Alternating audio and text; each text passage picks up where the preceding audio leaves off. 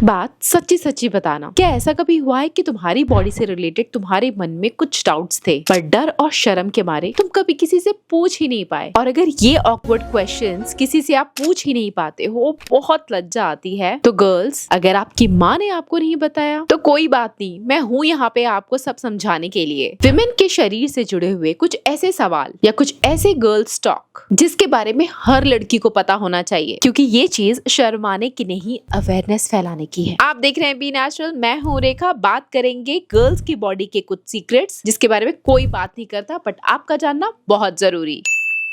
लड़कियां अक्सर social media पे बॉडीज को देख करके इन्फ्लुएंस हो जाती हैं कि उस मॉडल या उस इन्फ्लुएंसर का या किसी बिकिनी मॉडल का बॉडी इतना इवन कलर में कैसे, इतना गोरा कैसे, स्पेशली जब वो बिकिनीज पहनती है तो उनके इंटीमेट पार्ट्स इतने ब्राइट गोरे कैसे दिखते हैं, क्योंकि हमारे तो बहुत ज्यादा डार्क है। और आप इस चीज के बारे में बहुत ज्यादा सोच करके कॉन्शियस हो रहे हो तो आपका कॉन्फिडेंस टूट जाता है, स्पेशली अगर आप किसी रिलेशनशिप में हो, मैरिड हो, या फिर अगर आपको कभी बिकिनी पहनने का मन हो। आप हमेशा अपनी बॉडी को दूसरों की बॉडी से कंपेयर करके सेल्फ डाउट में रहते हो। बट गर्ल्स, रियलिटी कुछ और है। वो जो बिकिनी मॉडल आप देख रहे हो ना भाई, ये उनका काम है। और जो फोटोशूट या कोई वीडियो अगर आप देखते हो तो आप तक वो वीडियो पहुंचे या फोटो पहुंचे, इस बीच बहुत सारा प्रोसेस होता है, जैसे कि Photoshop, editing, lighting, camera, makeup, filter, बहुत सारी चीजें होती हैं। तब जा करके उस तरह की मूवीज या किसी भी बिकिनी मॉडल की बॉडी इतनी सुंदर दिखती है। पर रॉ एंड रियल की बात करें तो मोस्टली हर किसी का इंटीमेट बॉडी पार्ट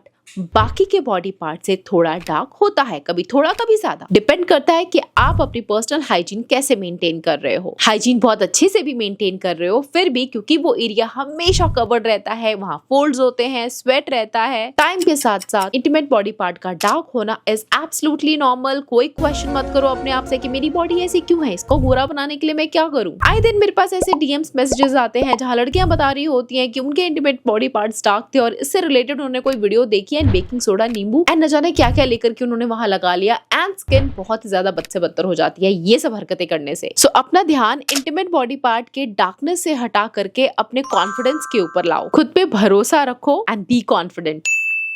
मुझे भर भर के बार बार एक ही मैसेज मेरी एक सब्सक्राइबर मुझे भेजी जा रही थी, काफी दिनों से मैं उनका कमेंट देख रही थी। उनको जानना है कि उनके ब्रेस्ट एक जैसे शेप में नहीं है, एक बड़ा है और एक छोटा है, तो इसके लिए क्या रेमेडी है। मैं इस कमेंट को पर्पसली इग्नोर कर रही थी क्योंकि ये सेम क्वेश्चन मैंने जाने कितनी वीडियो में ला चुकी हूँ, कई बार इसका आंसर दिया है। अब शायद उन्होंने मेरी पुरानी वीडियो देखी नहीं, तो आज मैं आपके सवाल का फिर से जवाब दे देती हूँ। मोस्टली लड़कियों के breast, right breast, left breast, दोनों को अगर आप मिरर के सामने खड़े होकर कंपेयर करोगे तो एक बड़ा एक छोटा हो सकता है, और ये मोस्टली हर लड़की के साथ होता है। हमारी बॉडी के जो भी पार्ट्स है ना, जो दो हैं, जैसे कि आंखें हमारे पास दो हैं, अब ध्यान से देखोगे तो दोनों आंखें इक्वल साइज की नहीं होंगी, थोड़ी बड़ी छोटी हो सकती हैं। हमारे दोनों हाथ, पैर थोड़े ऊपर नीचे बड़े छोटे हो सकते हैं। स्पेशली ब्रेस्ट वाला एरिया इतना ज्यादा बड़ा छोटा हो सकता है कि आपको देख करके समझ आता है कि एक तरफ का बड़ा है और दूसरी तरफ का छोटा है। एंड इसमें कोई भी घबराने वाली बात नहीं है, ये भी एब्सोल्युटली नॉर्मल है। साइज में अगर बहुत ही ज्यादा डिफरेंस नजर आ रहा है, मतलब एक आपको लेमन साइज का दिख रहा है और एक आपको बहुत ही ज्यादा बड़ा वाटरमेलन या बिगर साइज का दिख रहा है, you know what I mean, तो ऐसे में अगर आपको डाउट है तो प्लीज कंसल्ट योर गायनेकोलॉजिस्ट। वो प्रॉपर चेकअप करेंगी एंड जो भी रूट कॉज होगा उसको सॉल्व करेंगी। ये सिर्फ बैठे बैठे मुझे मैसेज करने से या इंटरनेट पे इस चीज का डायग्नोस ढूंढने से कुछ नहीं होगा। न जाने क्यों हम लड़कियां अपनी बॉडी को दूसरों की बॉडी से हमेशा कंपेयर करती रहती है। बहन, तुम्हारी बॉडी यूनिक है। प्रॉब्लम तब होती है जब आपको इरिटेशन हो, पेन हो, इचिंग हो या अलग प्रकार का कोई वाइट डिस्चार्ज आपके निपल अराउंड भी हो। तो ऐसे में आपको पता है क्या करना है, इंटरनेट पे सर्च ना करें।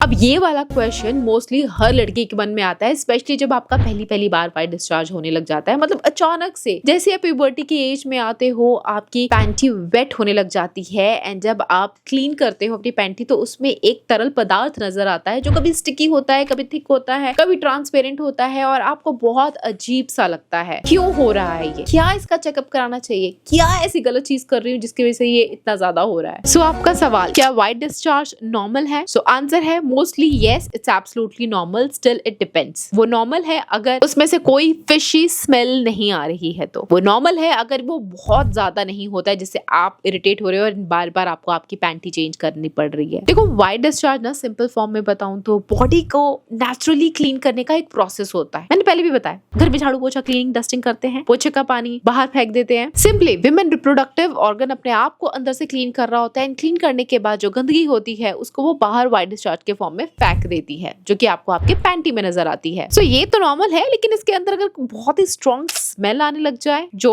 आपको अनयूजुअल लगे, उसका कलर व्हाइट की जगह एकदम अलग सा हो जाए, ग्रीन हो जाए, येलो हो जाए, बहुत ज्यादा इचिंग होने लग जाए वहां पे, ये नॉर्मल नहीं है एंड आपको डॉक्टर को दिखाना चाहिए। एंड गर्ल्स प्लीज ये मत सोचो यार क्या व्हाइट डिस्चार्ज के लिए मैं डॉक्टर के पास जाऊं, वो क्या करेगी देख करके, मतलब डॉक्टर हमारा तो चेकअप करेगी। ऐसा जब पहली बार मेरे साथ भी हुआ था, मुझे भी अवेयरनेस नहीं थी, तो फर्स्ट टाइम जब डॉक्टर ने भी चेकअप किया, वो फिजिकल टेस्ट होता है where you have to remove your panty, you have to lie down in a separate room and then वो फिजिकली चेक करते हैं। Means they insert some tool और their fingers to check the texture and kind of your white discharge. If you are unmarried या पहली बार जा रहे हो gynaecologist के पास, तो आपको ऐसा लगेगा, शर्म आएगी, ऑकवर्ड फील होगा, वो सिचुएशन को इमेजिन करके अजीब सा लगेगा। बट रियलिटी इज कि आपके लिए ही हो सकता है आपका ये फर्स्ट टाइम है जब आप गायनेकोलॉजिस्ट के पास इस चीज के लिए जा रहे हो, बट डॉक्टर आपको जज नहीं करेगी क्योंकि ये उनका फर्स्ट टाइम नहीं है। उन्होंने इस तरह के बहुत सारे केसेस देखे हैं एंड उन्होंने इस चीज की स्टडी की है एंड ये उनका काम है, तो उनके लिए दिस इज एब्सोल्युटली नॉर्मल। तो आप ये मत सोचो कि डॉक्टर क्या सोचेगी, क्या जज करेगी, वो आपको जज नहीं करेगी। उनका काम जजमेंट देना नहीं, प्रिस्क्रिप्शन देना होता है। आपके इंटीमेट बॉडी पार्ट का कलर डार्क है, ब्राइट है, हेयर है, नहीं है, ये सब आपके मन में सवाल होगा। डॉक्टर के मन में बस यही सवाल होगा, क्या बीमारी है, क्या इलाज है, क्या दवा दे दूं, कैसे ठीक कर दूं। बाकी जितनी भी गर्ल्स ने फर्स्ट टाइम गायनेकोलॉजिस्ट विजिट के बाद जब आपका इस तरीके से चेकअप हुआ हो और आपको अगर ऑकवर्ड लगा हो तो कमेंट करके बताना, but I am sure second time तक आपको समझ आ जाता है कि ये तो नॉर्मल है।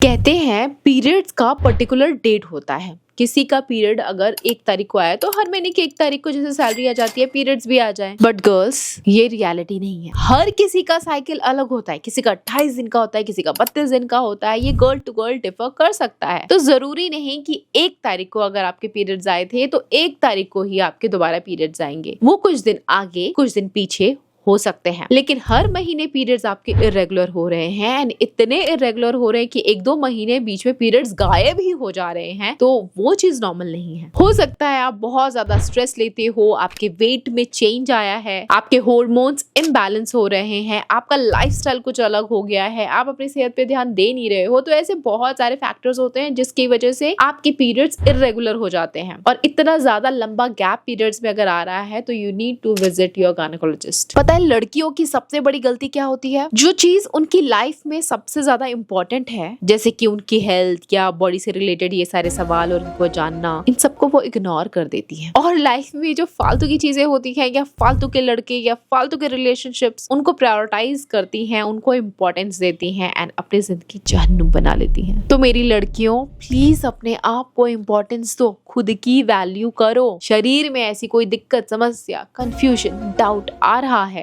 गूगल मत करो, सहो भी मत। टीवी एड्स देख करके बहुत सारी लड़कियों को लगता है कि इंटीमेट हाइजीन वॉश यूज करना चाहिए, और वो कैसे यूज करती हैं। मेरी एक सब्सक्राइबर ने मुझे कमेंट किया था और बताया था कि उसका हाल बुरा हो गया था। उसने जो गलती की आप मत कर लेना अगर पहली बार यूज कर रहे हो तो। उसने इंटीमेट वॉश लिया एंड सोचा क्लीन करनी है। उसने इंटीमेट वॉश सोप लिया, अंदर डाला और चारों तरफ से साफ कर दिया। गर्ल्स कोने कोने की सफाई घर की करनी है, वहां की नहीं। सो वहां की सफाई के लिए सिंपली पानी ले लो, इंटीमेट वॉश लेना है तो वो भी ले लो, मेक श्योर इंग्रेडिएंट लिस्ट पढ़ लो एंड वो हार्श नहीं होना चाहिए। फिलहाल मैं आपको बताती हूँ सिंपल प्लेन वाटर से कैसे क्लीन करना है। प्लेन वाटर लेने के बाद आपको बाहरी वाला हिस्सा जो आपको नजर आ रहा है उसको क्लीन करना है, जिसको वल्वा कहते हैं। आपको आपके इंटीमेट एरिया के अंदर फिंगर डाल के वॉल में, उस कैनाल में क्लीनिंग नहीं करनी है, क्योंकि मैंने बताया ना वहां से व्हाइट डिस्चार्ज होता है, वहां सेल्फ क्लींजिंग मैकेनिज्म होता है, वो एरिया अपने आप को क्लीन कर लेता है। हमें क्लीन करना होता है उसके बाहरी लिप्स को, आउटर एंड इनर लेबिया को, क्योंकि वो जो लिप्स होते हैं उसके बीच में बहुत सारी गंदगी फंसी रहती है। उसको आप अपने फिंगर से अच्छे से प्रॉपरली क्लीन करके निकालोगे, जो कि सिर्फ पानी से नहीं धुलेगा, आपको अपने फिंगर्स का इस्तेमाल करना है। मतलब ये लिप्स है तो अंदर अंदर भी क्लीन करना है इतने डिटेल में और इतनी डीपली आपको कोई नहीं बताएगा। लिटरली माँ भी इतने अच्छे से नहीं समझा पाती है, लेकिन लड़कियों का ये बेसिक हाइजीन टिप जानना बहुत जरूरी है। बहुत सारी लड़कियां हाइजीन पे बिल्कुल ध्यान नहीं देती, उस एरिया को क्लीन ही नहीं करती है, जिसकी वजह से उसको बहुत ज्यादा रैशेस, एलर्जी, खुजली, ऐसी बहुत सारी प्रॉब्लम्स हो जाती हैं। उनको समझ ही नहीं आता क्योंकि किसी ने बताया ही नहीं। बहुत अजीब बात है ना, मतलब लोग गालियां देने में शर्म नहीं करते हैं। मतलब लड़कियों के उस प्राइवेट पार्ट वाले हिस्से का नाम शुद्ध हिंदी में लेते हैं, स्लैंग लैंग्वेज में लेते हैं, एंड उसके पीछे मदर एंड सिस्टर का नाम ऐड कर देते हैं। माँ की डैश, बहन की ये, I don't want to call all those names. ये सब खुलेआम बोलने में वो प्राउड फील करते हैं। बहुत सारे लड़के, बहुत सारी लड़कियां गाली गलौज जैसी चीज को नॉर्मलाइज करती हैं। गाली देना स्लैंग है, नॉर्मल है, तो उसमें कोई शर्म नहीं है। लेकिन कुछ मेरे जैसे लोग जो women health and hygiene, intimate hygiene की बात करते हैं, उनके ऊपर उंगली उठाने आ जाते हैं। हाँ, लड़कियों को बिगाड़ रही है, समाज खराब कर रही है, ये कैसी बातें कर रही है। जिस चीज को तुम गाली के तौर पे इस्तेमाल करते हो, मैंने उसी चीज को अच्छे से कैसे क्लीन करना है, हाइजीन कैसे मेंटेन करना है ताकि तुम स्वस्थ रहो, इसके बारे में दिशा दिखाई है। और ये चीज लड़कियों का जानना बहुत जरूरी है। काश मेरे टाइम में जब मैं ग्रो अप हो रही थी मुझे ये सब कोई बताने वाला होता। नहीं, मेरी माँ भी इतनी कंफर्टेबल नहीं थी कि जो इतनी डीप डाउन जाकर के मुझे चीजें एक्सप्लेन कर पाए। अपने एक्सपीरियंस और गलतियों से मैं ये सारी चीजें सीख पाई हूँ और अब अवेयरनेस है, तब नहीं थी।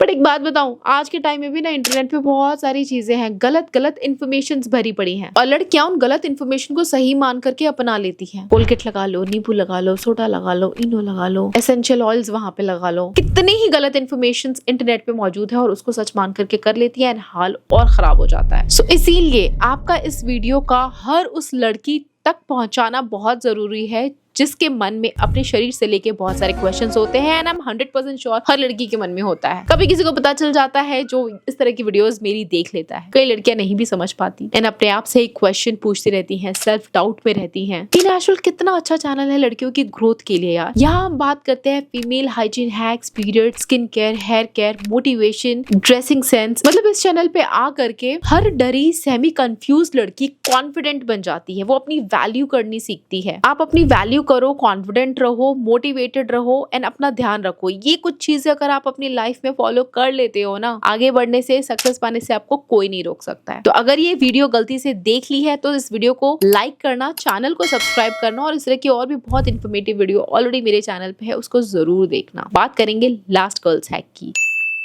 Last but not the least, एक सिंपल हैबिट जो आपके इंटीमेट हेल्थ को काफी इंप्रूव कर सकता है। बात बहुत सिंपल है। पूरा दिन इंटीमेट बॉडी पार्ट को पैंटी के अंदर हम लोग रखते हैं। रात को जब आप सो रहे होते हो तो उस time sleep without panty. Simply आप कुछ लूज पजामा पहन सकते हो, शॉर्ट्स, लूज ढीले ढाले शॉर्ट्स पहन सकते हो, पैंटी मत पहनना। साइंटिफिकली देखा जाए तो इंटीमेट एरिया को थोड़ी सी एयर सर्कुलेशन की जरूरत होती है। जब हम पूरा दिन टाइट कपड़े या सिंथेटिक कपड़े पहन करके रखते हैं तो वहां एयर सर्कुलेशन नहीं हो पाता है एंड एयर ट्रैप होके रह जाती है और ये एनवायरनमेंट बैक्टीरिया और ईस्ट ग्रोथ के लिए परफेक्ट होता है। सो रात को जब आप बिना अंडरवेयर के या सिर्फ ढीले ढाले कपड़ों में या लूज पजामा में सोते हो तो वहाँ एयर सर्कुलेशन अच्छी रहती है। उस एरिया को ब्रीथ करने का मौका मिलता है, एक्सेस मॉइस्चर ड्राई हो जाता है, इरिटेशन, इचिंग कम हो जाती है, प्लस इन्फेक्शन का रिस्क भी रिड्यूस होता है। स्पेशली अगर आपको वहाँ बहुत ज्यादा स्वेटिंग होती है या वो एरिया बहुत ज्यादा सेंसिटिव है तो ये हैबिट बहुत हेल्पफुल होती है। आई थिंक मैंने आपके बहुत सारे सवालों को इस वीडियो में कवर कर लिया है। फिर भी कोई डाउट, क्वेश्चन आपके मन में रह जाता है तो प्लीज कमेंट सेक्शन में जरूर पूछ लेना। इस तरह की और इन्फॉर्मेटिव वीडियो के लिए फटाफट से सब्सक्राइब कर लो। मैं आपसे फिर मिलूंगी, तब तक के लिए बाय गाइस।